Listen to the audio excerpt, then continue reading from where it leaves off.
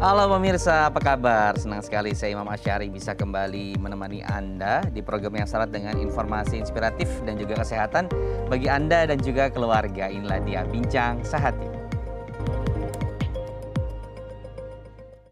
Pemirsa Bincang Sehati khusus nih bagi Anda yang penyintas COVID-19, terkadang kita sering merasakan ketika olahraga kok tiba-tiba tidak staminanya tidak sebaik sebelumnya gitu.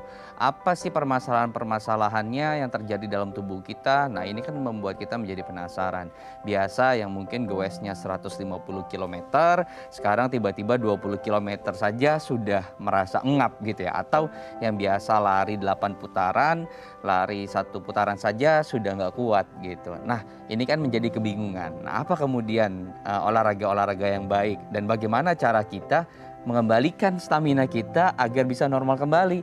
Inilah yang akan menjadi pembahasan kita hari ini tentang olahraga bagi Anda yang post COVID-19. Tapi sebelum saya masuk ke tema tersebut, saya akan membagikan sebuah fun fact seputar kebaikan di masa pandemi COVID-19. Nah, kebaikan-kebaikan seperti ini kan kemudian bisa men-trigger begitu ya, rasa bahagia dalam diri kita, relaksasi dan juga tadi menghilangkan stres. Nah, kebaikan-kebaikannya sederhana loh yang bisa kita lakukan di masa pandemi apa saja. Kita mulai dari fun fact yang pertama adalah menjalankan protokol kesehatan. Nah, siapa sangka pemirsa ternyata dengan kita menjalankan protokol kesehatan secara benar, ini adalah salah satu bentuk kebaikan yang bisa kita lakukan selama pandemi COVID-19. Kenapa? Karena dengan kita menjaga protokol kesehatan, kita melindungi diri kita, melindungi orang lain, dan juga melindungi keluarga kita yang ada di rumah. Karena dengan kita terjaga, kita tidak membawa virus ke rumah. Nah, ini adalah suatu kebaikan yang bisa kita lakukan setiap hari bahkan ya selama pandemi COVID-19.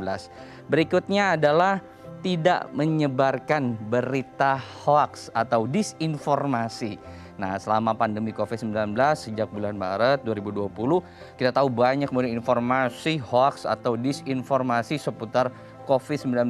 Bahkan ketika vaksinasi sudah mulai ditemukan dan juga didistribusikan ke masyarakat, hoaksnya juga bertambah. Nah, ini juga menyebabkan akhirnya banyak masyarakat yang tidak mau divaksinasi. Nah, ini barangkali itu berasal dari tweetan kita atau artikel yang kita share misalnya di grup chat ataupun secara pribadi ke teman atau kerabat yang ternyata informasinya belum benar atau disinformasi. Nah, ini akhirnya mempengaruhi tindakan seseorang. Nah, dengan kita kemudian melakukan verifikasi dan tidak menyebarkan berita sembarangan atau berita yang disinformasi yang belum jelas informasinya sembarangan, ini adalah salah satu bentuk kebaikan sehari-hari yang bisa kita lakukan selama pandemi. Yang berikutnya adalah berikan komentar yang positif. Nah, terkadang kita ketika melihat sebuah konten enggan untuk melakukan atau memberikan komentar. Nah, dengan kita tidak memberikan komentar, akhirnya banyak komentar-komentar negatif yang lebih banyak kita temukan saat ini di konten sosial. Nah, mulailah untuk kita memberikan komentar positif, tanggapan positif saat kita melihat sebuah konten, baik itu misalnya konten video ataupun konten tulisan. Nah, ini bisa membantu kemudian pembaca ataupun diri kita agar tadi bisa memberikan komentar-komentar positif atau tanggapan-tanggapan positif, sehingga tidak banyak lagi nih tanggapan-tanggapan negatif yang justru kita baca saat kita membuka sosial media. Berikutnya adalah berbelanja dengan atau di tempat-tempat yang terdampak. Nah, biasanya kita tahu kerabat-kerabat terdekat kita ya ketika pandemi COVID-19 ini ada yang misalnya usahanya terdampak COVID-19 sehingga sepi pembeli dan juga mungkin ada beberapa yang gulung tikar. Nah, mereka biasanya pindah nih dengan melakukan pemasaran digital ataupun membuat kreasi produk-produk baru. Nah, ini nih yang bisa kemudian kita lakukan selama pandemi COVID-19 dengan melakukan berbelanja di tempat yang terdampak COVID-19. Salah satunya mungkin kerabat terdekat kita. Dengan kita berbelanja ataupun beraktivitas di sana, melakukan pembelian di sana, bisa membantu perekonomian kerabat ataupun orang-orang yang usahanya terdampak COVID-19. Yang terakhir adalah membagikan masker dan juga hand sanitizer. Nah, jangan kita hanya membawa satu masker nih pemirsa saat kita beraktivitas keluar rumah. Biasakan untuk membawa 3 ataupun 5 masker. Ini bisa kita berikan nanti ketika kita melihat misalnya di pinggir jalan ada orang yang tidak menggunakan masker, jangan kemudian hanya ditegur, tapi kita berikan masker.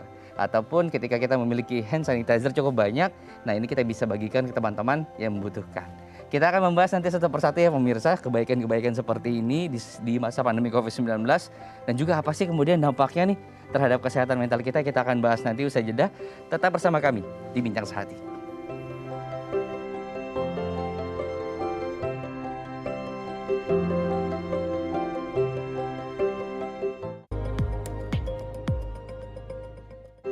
Oke, terima kasih Anda masih bersama kami di Bincang Sehati. Seperti fun fact yang saya bagikan sebelumnya ya, bahwa ternyata kita bisa loh melakukan hal-hal baik sederhana selama pandemi COVID-19 yang tanpa kita sadari itu adalah salah satu bentuk kebaikan kecil yang justru akan memberikan makna besar untuk kita. Karena terkadang kalau kita melakukan hal-hal sosial itu sering muncul rasa bahagia gitu. Yang terkadang bahagianya itu sulit dijelaskan oleh kata-kata gitu. Apa kemudian yang terjadi ketika kita melakukan kebaikan? Nah, kita akan bahas satu persatu nih bersama narasumber saya yang sudah tergabung melalui Zoom.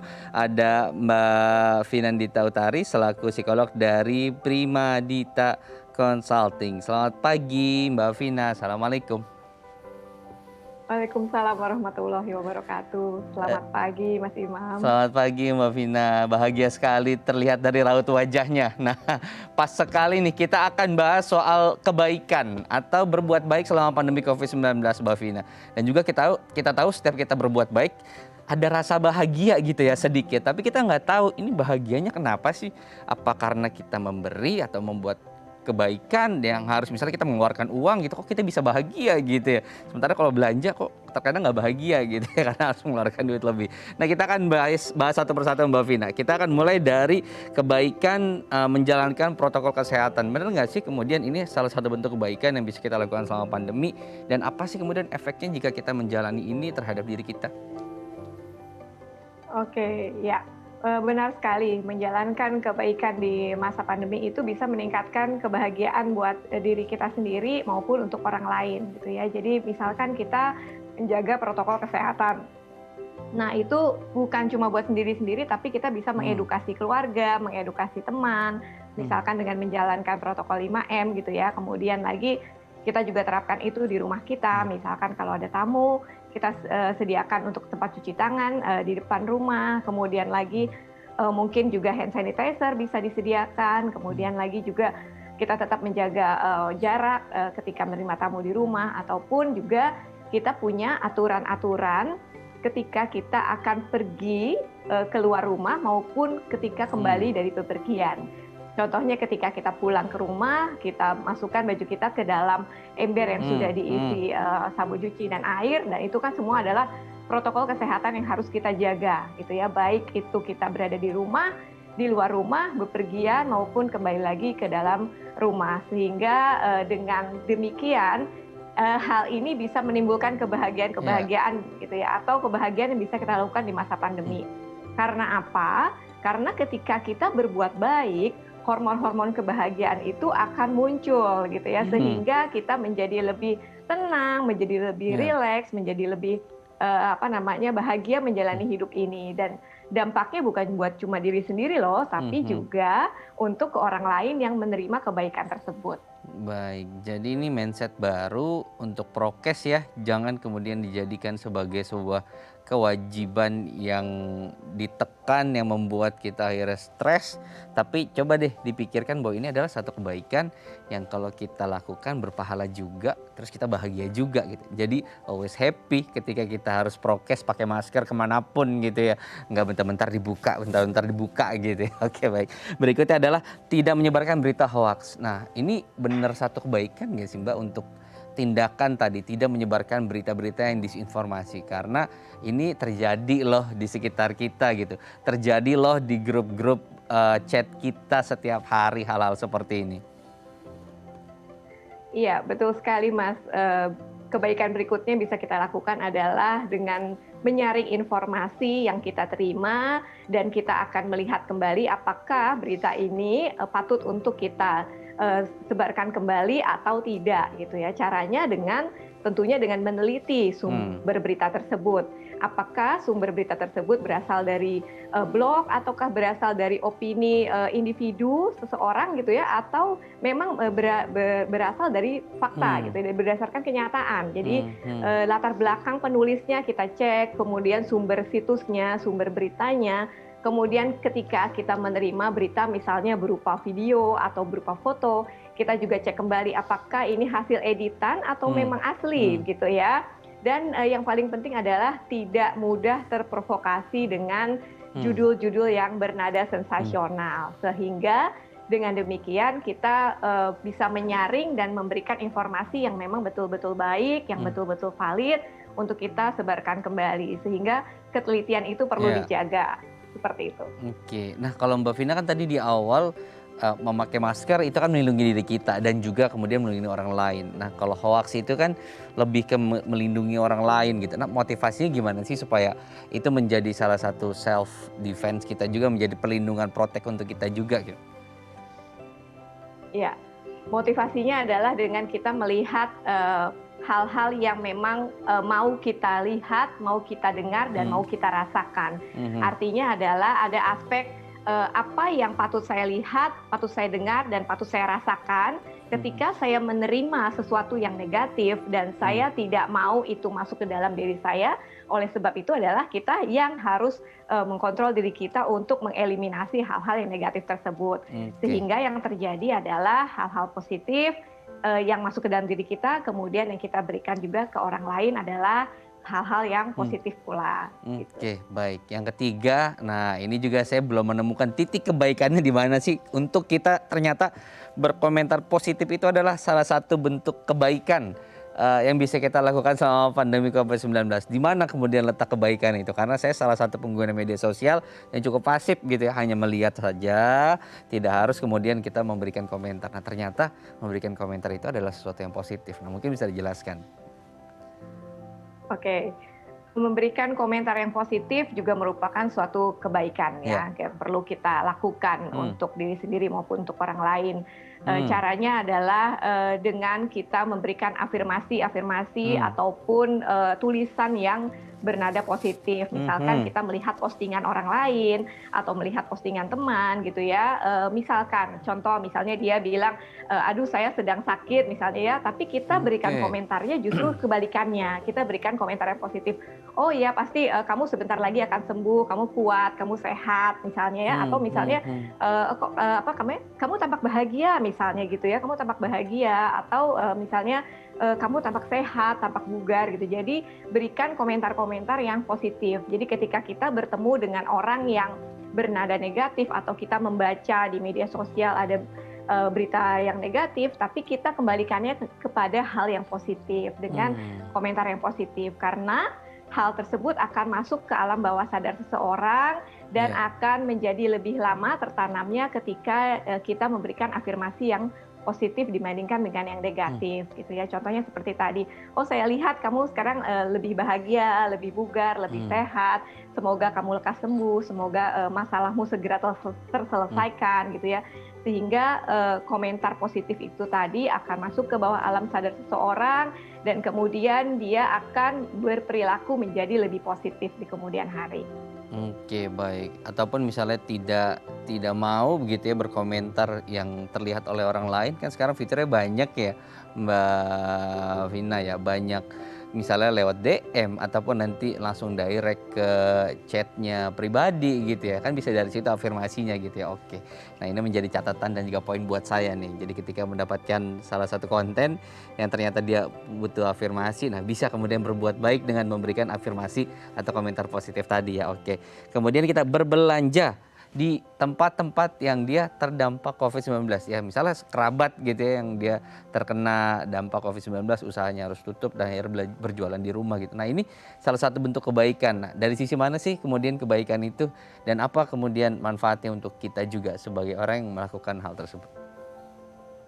Ya, untuk berbelanja di tempat-tempat yang terdampak COVID kita banyak cara yang bisa kita lakukan, tidak hanya dengan cara datang langsung ke tempatnya, tapi mungkin kalau dirasa riskan gitu ya harus berpergian atau datang langsung. Tapi Ya. kita bisa juga misalkan dengan berbelanja online atau berbelanja melalui sosial media, terutama untuk orang-orang terdekat Hmm. dari kita Hmm. yang Hmm. terdampak COVID. Hmm. Misalkan saudara, teman, sahabat, kerabat, dan sebagainya ya, yang mungkin mereka membuka usaha, kemudian kita utamakan beli dari mereka, dari orang-orang yang kita kenal, dari orang-orang yang terdekat dari kita, dan yang paling penting adalah tidak menawar ya, jangan Hmm. ditawar gitu. Jadi artinya sebisa mungkin ketika harganya masuk akal dan kita bisa memiliki daya untuk membeli, ya beli saja tanpa ditawar karena itu pun merupakan suatu kebaikan yang kita tanamkan untuk yang menerima tentunya gitu. Dan itu bukan hanya membuat kita sebagai pribadi membuat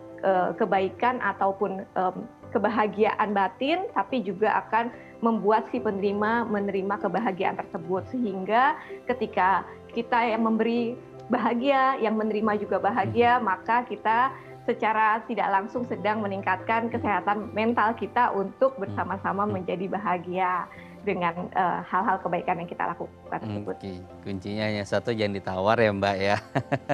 Kuantitinya saja dikurangi gitu ya. Jangan kemudian ditawar terlalu parah, akhirnya nanti nggak jadi bahagia ya yang kita beli. Oke. Kemudian terakhir adalah membagikan masker dan juga hand sanitizer. Nah, dari mana kemudian sisi kebaikannya dan apa sih manfaat tadi yang bisa dirasakan oleh kita sebagai pelakunya? Ya, kebaikan yang bisa dilakukan berikutnya adalah membagikan masker ataupun hand sanitizer gitu ya, terutama juga di tempat-tempat yang umum. Dan ketika kita mau pergi, penting sekali tidak hanya membawa satu ataupun kita bawa dua di tas kita, tapi kita cobalah untuk membawa lebih. Karena apa? Karena ketika kita pergi ke tempat umum, mungkin kita melihat orang yang tidak menggunakan masker, orang itu akan lebih senang kalau dikuatkan, dibimbing, daripada kita menegur secara langsung. Jadi contohnya kita melihat di tempat umum ada seseorang tidak menggunakan masker, mungkin kita bisa dengan secara halus, Pak, saya punya masker, tolong dipakai dulu, ini baru kok maskernya gitu ya, atau mungkin masih di kemasan, masih di plastik, sehingga tidak menegur secara langsung, misalkan, Pak kok nggak pakai masker misalnya ya, mungkin orang akan cenderung cepat terluka, jadi lebih baik kita langsung sodorkan saja ketika kita punya lebih, kita berikan langsung. Ataupun ketika kita melihat di tempat umum atau di tempat saat kita bepergian tidak disediakan tempat cuci tangan misalnya, kita bisa memberikan atau meminjamkan hand sanitizer kita untuk orang lain, atau kita bagikan hal tersebut ya, baik itu masker, baik itu hand sanitizer, maupun juga kalau kita di dalam rumah, tapi saya membuat kebaikan, apa nih yang bisa saya lakukan? Oh mungkin saya bisa bikin webinar gratis misalnya ya tentang kesehatan. Mungkin karena saya jago olahraga misalnya, saya mau bikin senam, tapi bisa ngundang teman banyak, tapi melalui online. Nah itu juga kebaikan-kebaikan yang bisa kita lakukan untuk orang lain, yang membuat kita bahagia, mereka pun yang menerima juga bahagia. Oke, hal sederhana yang bisa kita lakukan sehari-hari selama pandemi COVID-19 gitu ya. Seperti tadi yang terakhir adalah membawa masker lebih. Jangan hanya kita menegur secara lisan karena orang itu lebih suka ketika kita bimbing. Salah satu caranya adalah tadi menegur secara tidak langsung dengan memberikan masker. Oke, terima kasih Mbak Vina sudah berbagi informasi di Bincang Sehati pagi hari ini. Semoga bermanfaat untuk pemirsa Bincang Sehati. Sehat selalu, jangan lupa bahagia ya Mbak. Oke pemirsa, itu tadi pembahasan kita bersama dengan Mbak Vina seputar kebaikan-kebaikan yang bisa kita berikan gitu ya, atau kita lakukan setiap hari selama pandemi COVID-19. Nah, di segmen berikutnya nanti kita akan membahas seputar apa sih olahraga yang tepat dan bagaimana cara melakukan olahraga yang tepat bagi Anda yang post COVID-19. Kita akan bahas usai jeda, tetap bersama kami di Bincang Sehati.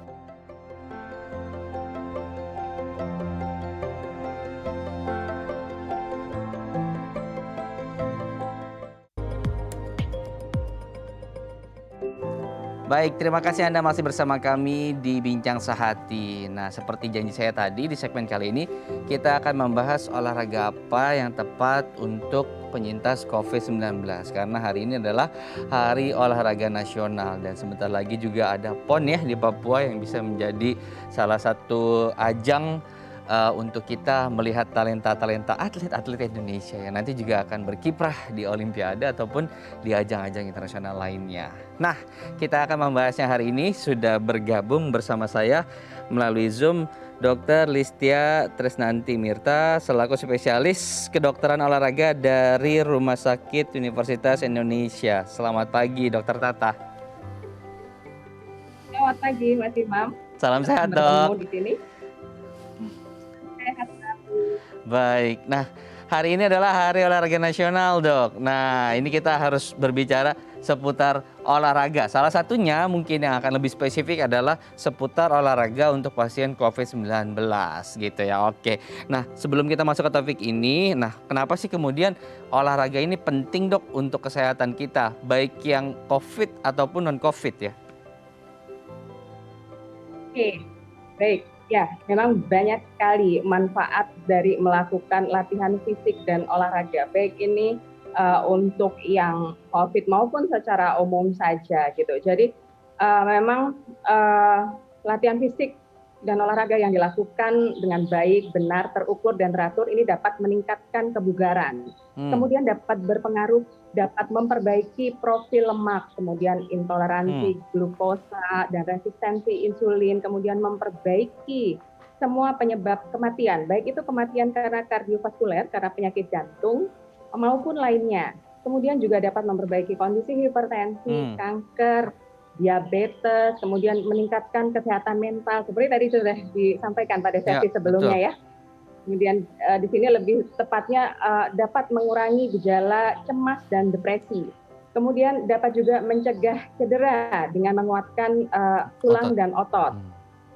Kurang lebih seperti itu. Jadi banyak sekali manfaat yang akan didapat dengan hanya bergerak. Oke, dengan hanya bergerak, berolahraga gitu ya. Dan banyak kemudian jenis dan varian olahraga. Dan itu harus disesuaikan dengan tubuh kita sendiri gitu ya. Oke. Nah, yang menarik adalah ketika pasca COVID-19 atau post-COVID disebutnya gitu ya, untuk orang-orang yang post-COVID ini, ketika olahraga nih, Dok gitu. Jadi biasa larinya 1 jam, terus bisa keliling 8 kali lapangan gitu ya. Tiba-tiba setelah COVID kok cuma bisa 1 gitu. Kok cuma kuat 1, udah engap nafasnya. Terus misalnya otot juga udah sakit gitu, udah kram kanan kiri gitu. Nah ini kenapa sih? Kenapa kok bisa seperti itu? Nah ini kan banyak pertanyaan masyarakat. Silakan Dokter Tata. Iya, betul sekali. Jadi memang kondisi pada saat COVID-19 ini menyebabkan kelelahan, terutama kelelahan.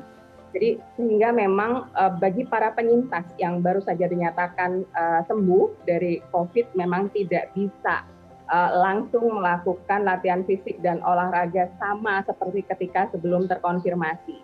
Jadi ada pentahapan yang harus dilalui bergantung pada gejala sisa yang ada setelah sudah dinyatakan sembuh dari COVID-19 ini, Mas Imam. Oke, umumnya yang terjadi cepat sesak napas gitu ya. Nah permasalahannya di situ gitu. Tapi sekalipun ada beberapa yang lain misalnya gitu ya. Tadi dari masalah otot juga, misalnya ototnya cepat kram di bagian sisi, tergantung dari apa bentuk olahraganya. Kalau lari mungkin bisa jadi di paha dan juga di betis gitu ya. Atau yang dia biasa nge-gym, nah di tempat-tempat yang lain gitu nyerinya. Nah kalau untuk yang pernafasan, kenapa bisa terjadi seperti itu, Dokter Tata?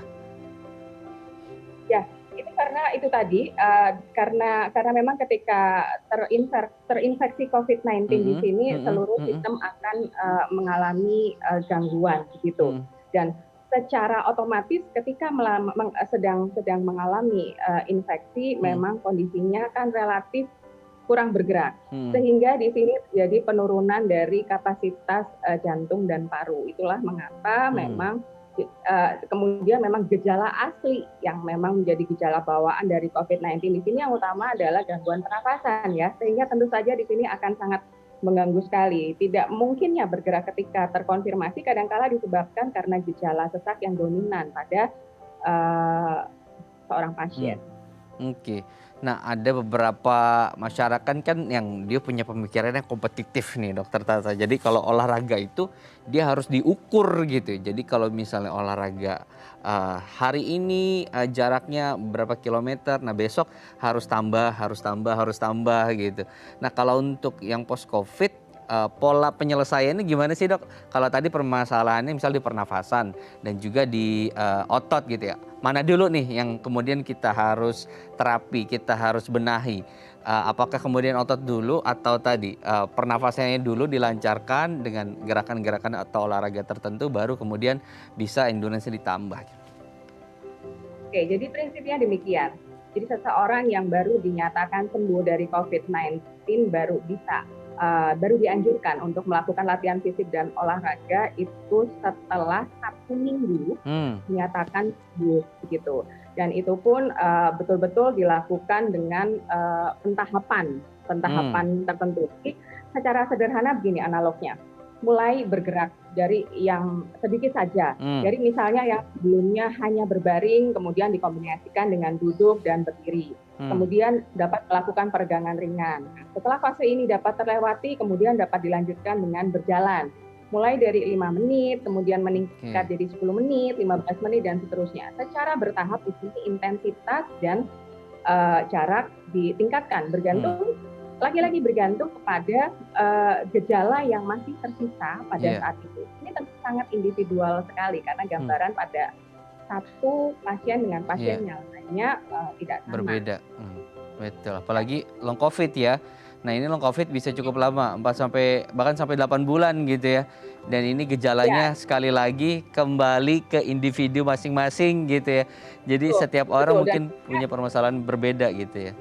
Betul, dan ketika mulai setelah seminggu mulai melakukan latihan fisik dan olahraga kembali, dilakukan dengan pentahapan, ini harus dipertahankan selama paling tidak 6 sampai 8 minggu maksimal. Itu penting sekali. Pengkondisian ini betul-betul harus dilakukan oleh katakanlah seorang penyintas. Gitu.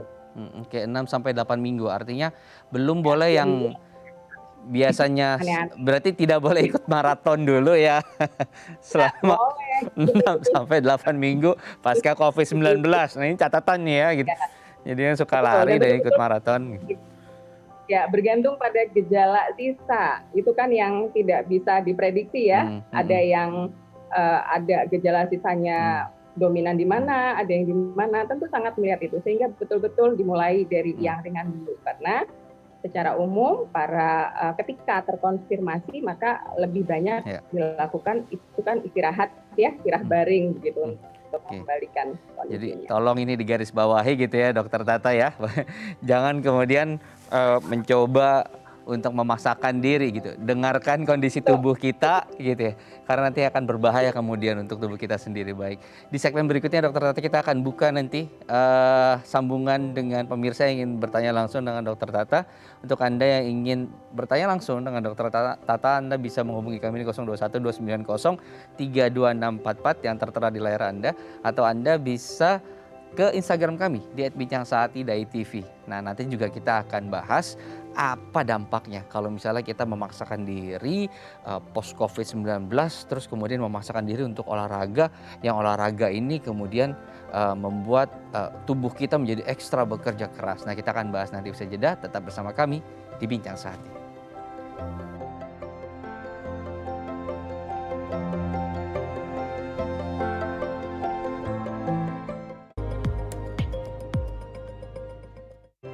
Baik, terima kasih Anda masih bersama kami di Bincang Sehati. Kita akan kembali melanjutkan perbincangan olahraga apa sih yang tepat dan juga benar nih untuk penyintas COVID-19 pasca COVID-19 yang dia alami. Nah, masih bersama saya Dokter Tata. Dokter Tata, kalau tadi kan kita banyak berbincang seputar mereka yang suka olahraga, terus tiba-tiba kemudian lebih cepat lelah ketika kembali memulai aktivitas olahraga. Nah, sekarang kebalikan nih dok, mereka yang nggak suka olahraga, terus ketika terkena COVID-19 disarankan oleh dokternya untuk berolahraga seminggu 3 kali begitu, 30 menit gitu.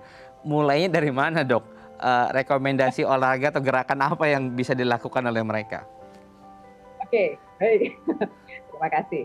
Jadi kalau terkait dari yang dulunya tergolong kaum rebahan ya, mungkin katakan ya, tentu saja pertama kali yang harus dilakukan adalah berusaha untuk meningkatkan aktivitas fisik hariannya. Jadi nggak bisa memang kita memaksakan langsung seperti halnya yang sudah terbiasa melakukan sebelumnya. Betul-betul seperti ya tadi, analog yang sudah saya berikan. Kalau biasanya lebih banyak diam, usahakan lebih banyak bergerak. Kalau biasanya lebih banyak duduk, cobalah berdiri dulu lebih lama. Dikombinasikan duduknya dengan berdiri. Terus kemudian kalau sudah nih banyak berdirinya gitu, coba jalannya ditambah. Jadi sebetulnya semua dibuat fun, semua dibuat betul-betul bisa menjadi sebuah kebiasaan dengan dilakukannya secara bertahap. sehingga kita tidak akan merasa terpaksa dan dipaksa untuk melakukannya. Bahwa ini semua dilakukan atas dasar bahwa kita butuh ini semua demi kesehatan kita. Demikian. Oke. Jadi hal sederhananya tadi yang biasa rebahan terus biasakan kemudian bergerak. Yang biasa duduk seperti saya nih misal gitu ya, siaran duduk, harusnya saya siaran berdiri sekarang ini ya Dok ya. Oke. Jadi membiasakan. Atau yang biasa naik lift juga bisa memulai dengan naik tangga gitu ya. Selain menghemat listrik juga, nah ini bisa menjadi salah satu transisi kita supaya kemudian bisa terbiasa dengan aktivitas ataupun olahraga. Baik. Nah, kita akan bacakan pertanyaan pemirsa Bincang Sehati yang sudah masuk di Instagram kami @bincangsehati.tv. Nah, yang pertama dari Putra_Sandi nih Dok. Anak saya terkena COVID-19 sejak 5 bulan yang lalu dokter. Umurnya sekarang 7 tahun. Kira-kira Dok, olahraga apa yang baik untuk anak saya? Silakan Dokter Tata. Oke, baik. Anak 7 tahun. Nah, tentu saja kita juga pasti lihat ya, harus melihat bagaimana seperti tadi saya sampaikan, lihat gejala saat ini seperti apa. Karena betul-betul sangat individual dan tidak bisa diprediksi. Nah, kemudian prinsipnya untuk anak-anak adalah melakukan aktivitas fisik yang minimal 60 menit sehari. 60 menit dalam sehari ini tidak secara khusus, tapi termasuk dalam aktivitas hariannya. Jadi bermainnya seorang anak ini sudah terhitung sebagai aktivitas fisik yang direkomendasikan untuk anak. Jadi kalau ditanya apa yang sesuai begitu, kalau untuk anak-anak sebetulnya adalah olahraga, aktivitas-aktivitas yang bisa membangun kekuatan motoriknya gitu, secara fundamental. Nah, yang bisa tidak hanya dilakukan secara khusus, tapi lewat aktivitas-aktivitas bermainnya, kemudian bergeraknya, seperti itu. Oke. Intinya adalah bergerak dan bermain ya kalau untuk anak-anak, apalagi umur 7 tahun. Berarti kira-kira sekitar kelas 1 SD ya, sekitar kelas 1, kelas 2 SD. Tentu saja aktivitas bermain di sini merupakan salah satu bentuk aktivitas yang memang dianjurkan. Bergerak deh, pokoknya itu. Oke, itu ya. Intinya itu sebetulnya. Tapi kalau sekarang kan ada beberapa pelonggaran. Aktivitas seperti misalnya olahraga sepak bola juga sudah boleh sekarang untuk anak-anak umur segitu gitu ya Dok ya. Itu diperbolehkan gitu. Kalau ditanya diperbolehkan atau tidak, boleh selama memang kondisi fisiknya memungkinkan. Yang perlu dilihat itu adalah kondisi fisiknya. Kalau pada saat itu memang masih gejala sisanya, kelelahannya, kemudian lemesnya itu masih ada, jangan dipaksakan langsung bola. Karena bagaimanapun bola kan intensitasnya tinggi. Iya, betul. Seperti yang tadi saya sampaikan, bahwa untuk para penyintas, baik itu anak-anak maupun dewasa, sangat tidak dianjurkan untuk melakukan latihan-latihan dengan intensitas yang berat. Yang dianjurkan adalah aktivitas-aktivitas dengan intensitas yang ringan sampai sedang. Oke, sekalipun dia senang ya, sekalipun dia happy dan senang ketika melakukan itu, tapi kita sebagai orang tua tahu harus ngerem juga gitu ya. Jangan nanti mereka paksakan, mereka nggak ngerti kondisi tubuhnya, terkadang tidak bisa mendengarkan juga kondisi tubuhnya sudah lelah, tapi dipaksakan malah bahaya nanti untuk anak tersebut. Nah, ngomong-ngomong soal, iya betul. Dan having fun, mungkin capeknya nggak akan terasa nanti. Itu yang berbahaya. Oke, baik. Nah, Dokter Tata ngomong-ngomong soal dampak negatifnya gitu ya. Apa sih nanti dampaknya untuk tubuh kita ketika kita memaksakan olahraga dengan intensitas yang tadi, yang berat tadi. Padahal kita tahu kita adalah post COVID dan kita sudah dinyatakan long COVID. Ya, oke, betul. Jadi memang sebetulnya pada para penyintas di sini ada urgensi untuk mempertahankan status kesehatan yang optimal untuk pemulihan pasca COVID. Karena tentu saja hal ini dilakukan untuk membantu mengurangi risiko komplikasi yang terjadi akibat penyakit penyerta lain yang seringkali muncul membersamai penyakit COVID ini. Nah, memang benar sekali yang namanya aktivitas fisik, latihan fisik, dan olahraga di sini merupakan strategi yang efektif untuk meningkatkan sistem kekebalan tubuh dan infeksi virus. Nah, tapi ada tapinya. Yang seperti apa yang bisa? Seperti tadi saya bilang, hanya latihan dengan intensitas yang sedang dan enggak langsung sedang untuk para penyintas. Mulai dari yang ringan dulu, kemudian dibawa naik ke sedang. Yang sangat tidak dianjurkan adalah latihan dengan intensitas yang berat. Karena nanti dikhawatirkan justru malah akan menurunkan imunitas, kekebalan tubuh. Sementara pada kondisi-kondisi apalagi pasca COVID, betul-betul yang namanya imunitas harus terus Iya. dioptimalkan agar tidak terjadi kondisi yang berulang. Oke. Demikian. Ekstrimnya tuh bisa sampai kerusakan organ tidak, Dok? Kalau memang tidak mendengarkan sinyal-sinyal tubuh, bukan tidak mungkin hal itu terjadi. Seperti yang tadi sudah saya sampaikan bahwa apapun yang terjadi pada COVID-19 ini betul-betul tidak bisa diprediksi dan sangat individual sekali. Sehingga tirah baring itu adalah betul-betul dianjurkan memang. Namanya aja infeksi virus ya. Iya. Jadi betul-betul yang garda terdepan yang melawan itu adalah imunitas dan kekebalan tubuh kita gitu. Yang salah satunya memang bisa didapatkan dengan bergerak, dengan melakukan aktivitas fisik, latihan fisik dan olahraga. Oke, ini ada yang lebih spesifik lagi, Dokter Tata. Nah, ketika ada salah satu post COVID itu yang dia mengalami pengentalan darah gitu ya. Nah, untuk kasus yang spesifik seperti ini ada pembatasan nggak? Karena tadi ya ketika pengentalan darah, kemudian kinerja jantung juga semakin kencang gitu, semakin kuat gitu. Otomatis kalau dia banyak bergerak atau aktivitas juga akan berbahaya gitu. Tentu saja, seperti yang tadi sudah saya sampaikan bahwa tidak bisa langsung semuanya. Bahkan untuk bisa memulai latihan fisik dan olahraga dengan intensitas yang minimal saja itu baru bisa dilakukan setidaknya 1 minggu setelah dinyatakan sembuh COVID-19 oleh dokter gitu. Nah, sementara betul-betul harus mengacu pada hasil pemeriksaan dari dokter yang merawat bagaimana kondisinya gitu. Jadi sangat betul-betul harus dikonsultasikan berada pada titik yang mana saya ini sehingga saya sudah boleh atau belum. Itu yang utama. Dan ketika sudah dinyatakan sembuh dan oke, seminggu setelahnya, 1 minggu setelahnya baru mulai diatur secara perlahan selama 6 sampai 8 minggu yang seperti tadi saya katakan juga. Oke, baik. Jadi tetap harus dengan pantauan, harus konsultasi, harus dengan rekam medis yang jelas, data-datanya gitu ya. Baru tahu apa olahraga yang tepat, dari mana memulainya, dan kapan boleh menambah endurance-nya gitu ya. Oke, baik. Kalau memulainya jelas, Mas. Kalau memulainya jelas, memulainya adalah dengan melakukan aktivitas yang ringan, ya.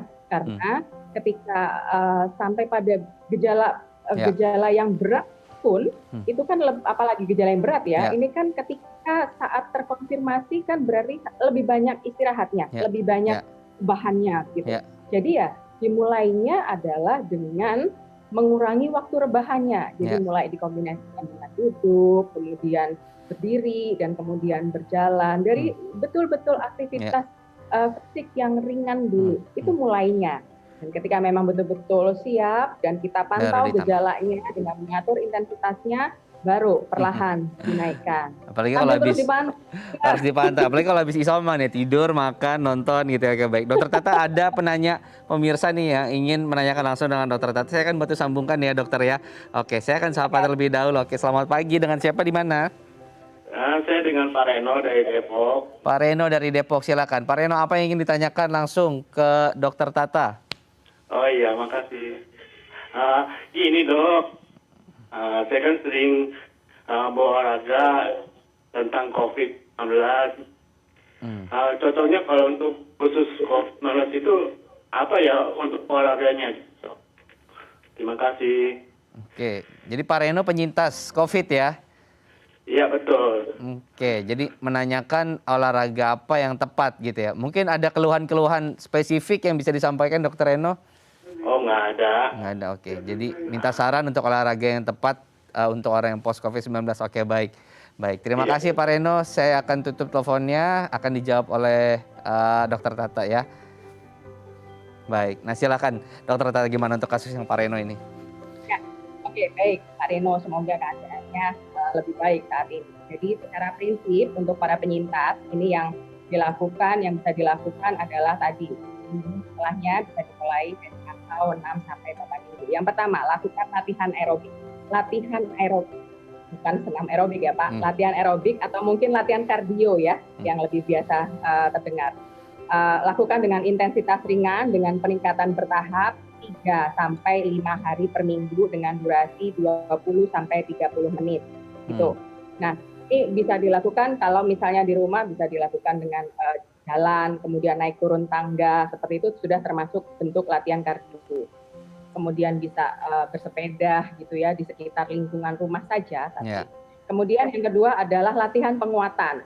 Latihan penguatan ini dilakukan untuk baik tungkai atas maupun tungkai bawah. Ini cukup dilakukan 2 sampai 3 sesi saja per minggu dengan 8 sampai 12 kali repetisi gitu. Jadi ini pun juga dapat dilakukan dengan beban internal, yaitu beban kalistenik, beban berat badan sendiri maupun beban eksternal. Beban eksternal ini bisa seperti dumbbell, karet elastik, kemudian kalau ada mesin, segala mesin-mesin yang seperti di gym seperti itu. Mana yang memang mampu laksana dan ada di rumah. Kemudian yang ketiga, bila perlu, kemudian lakukan juga latihan keseimbangan maupun latihan pernafasan. Gitu. Namun yang fardu ain, yang wajibnya itu adalah melakukan latihan aerobik atau latihan kardio tadi dengan latihan kekuatan untuk tungkai atas dan untuk tungkai atas, tungkai bawah dan atas. Itu yang utama. Mengenai bentuknya apa, sesuaikan dengan apa yang mampu laksana gitu. Oke. Dan sesuaikan dengan di intensitas ringan. Sesuaikan dengan gerakan yang dihafal ya, Dok. Terkadang nggak hafal semua gerakan juga. Oke. Dokter, kita sambung nanti ya di segmen berikutnya ya, Dok ya. Dan juga nanti kita akan berbagi tips olahraga apa sih yang aman selama pandemi COVID-19, bukan hanya untuk Anda yang post-COVID, tapi untuk Anda yang saat ini tengah menjalani hidup sehat. Usai jeda pemirsa, tetap bersama kami di Bincang Sehari.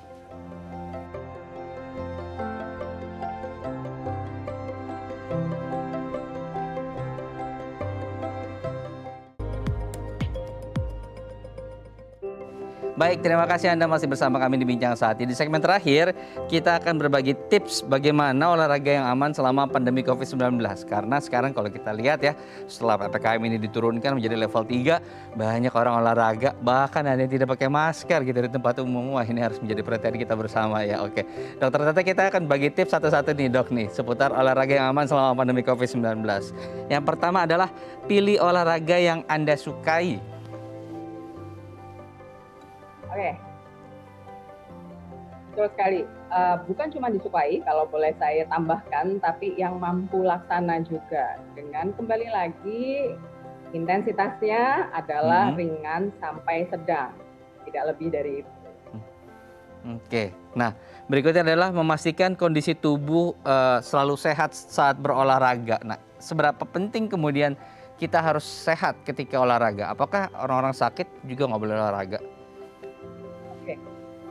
Ya, kalau tentang ini maksudnya adalah memastikan kondisi dalam fit, kondisi tubuh sehat dan fit untuk melakukannya. Ini penting, terutama memang apabila kita ingin melakukan latihan fisik maupun olahraga di tempat umum, jadi di luar rumah, itu penting sekali. Jadi selain memastikan tubuh dalam kondisi sehat dan fit, juga harus memilih zona hijau dan memastikan ruangan terdapat ventilasi yang memadai, begitu. Nah, kalau ditanya orang sakit memang nggak boleh olahraga, ya harus diturunkan gitu. Yang bagaimanapun bergerak itu tetap dianjurkan. Bagaimanapun, hanya kita harus mengukur diri kita seperti apa.